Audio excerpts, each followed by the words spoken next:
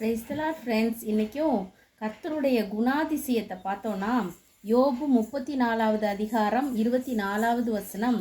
ஆராய்ந்து முடியாத நியாயமாய் அவர் வல்லமையுள்ளவர்களை நொறுக்கி வேறே மனுஷரை அவர்கள் ஸ்தானத்திலே நிறுத்துகிறார். ஆமாம் ஃப்ரெண்ட்ஸ், சில மனிதர்கள் தீய விதமாக வல்லமை கொண்டு அவங்க ரொம்ப அராஜகமாக இருக்கும்போது அந்த வல்லமையுள்ள அந்த மனிதர்களை நொறுக்கிறதுக்கு கர்த்தர் மிக மிக வல்லமையுள்ளவராக இருக்கிறார் ஃப்ரெண்ட்ஸ். அதனால் நம்ம கர்த்தர்கிட்ட முறையிடலாம். ஆண்டவரே, இந்த வல்லமையான மனுஷர் இவ்வளோ தீமையான காரியங்களை செய்கிறாங்களே சுவாமி, நீங்கள் இந்த வல்லமையுள்ளவர்களையெல்லாம் நொறுக்குங்க சுவாமி, உமக்கு சித்தமான மனிதரை சுவாமி இந்த மாதிரி ஸ்தானத்துலலாம் ஏற்படுத்துங்க அப்படின்னு சொல்லி நம்ம ப்ரேயர் பண்ணலாம் ஃப்ரெண்ட்ஸ். அவர் வல்லமையுள்ளவர்களை நொறுக்கி வேறே மனுஷரை அவர்கள் ஸ்தானத்திலே நிறுத்துகிறார். ஆமேன் ஃப்ரெண்ட்ஸ்.